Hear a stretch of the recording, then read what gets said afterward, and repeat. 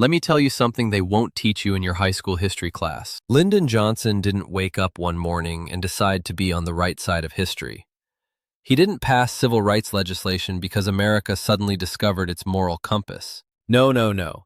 He did it because the country was burning, because the pressure became so overwhelming, so politically unbearable, that doing nothing was no longer an option. And here's where we need to be brutally honest, because honesty matters. Lyndon Johnson was a racist. Period. This man used racial slurs. He cozied up to segregationists. He understood exactly how white supremacy functioned, not from studying it, but from living it, from growing up steeped in it. This wasn't youthful ignorance. This wasn't some unfortunate phase he outgrew. He never completely abandoned that worldview, even while he was busy dismantling parts of the very system he once embraced. So if you're sitting there, waiting for me to tell you a redemption story, where LBJ becomes some enlightened champion of justice, I'm sorry, that story doesn't exist. But here's what did happen. LBJ passed the Civil Rights Act, the Voting Rights Act, the Fair Housing Act, Medicare, Medicaid, sweeping anti-poverty programs that transformed American society. And how did he do it? Not through eloquent speeches about the content of people's character, not by politely asking Congress to do the right thing. He bullied them. He threatened political careers. He humiliated lawmakers in back rooms. He made it so politically toxic to oppose these bills that even die-hard segregationists had to calculate their survival. But let's be absolutely clear about something, and this is the part that makes people deeply uncomfortable. These laws didn't pass because politicians were suddenly persuaded by moral arguments.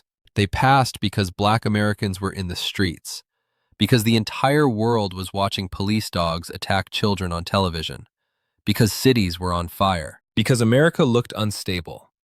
LBJ didn't lead the civil rights movement. The movement cornered him. It gave him no choice. When Southern Democrats warned him, "We're going to lose white voters for a generation," do you know what he said? He didn't deny it.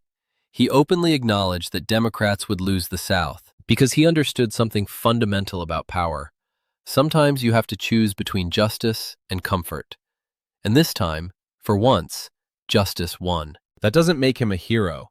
It makes him a strategist. Because that same man who expanded civil rights also escalated Vietnam. He lied about it. He sent poor kids, black kids, brown kids, to die in Southeast Asian jungles. He shattered public trust, and his war on poverty left vulnerable, easy to dismantle later, easy to demonize, easy to weaponize against the very people it was designed to help. Because here's the lesson. Progress without structural protection is just temporary relief. We're still living with that fallout today. Some people don't know how to talk about LBJ because he shatters their comfortable narratives.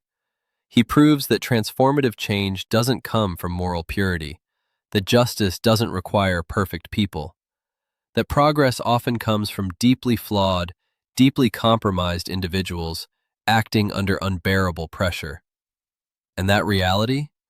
It makes everyone uncomfortable, especially those who need their heroes spotless and their villains cartoonish. So here's the ugly, adult truth that nobody wants to hear. Lyndon B. Johnson didn't love black people.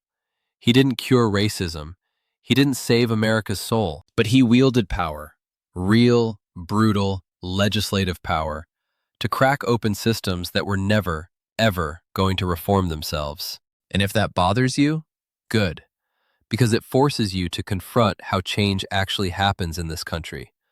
Not through good intentions, not through hoping things get better, but through pressure, through disruption, through people willing to be despised for what they force through the system. And America hates remembering that, because it means one very uncomfortable thing, that waiting politely, that asking nicely, that believing in the arc of history bending automatically toward justice.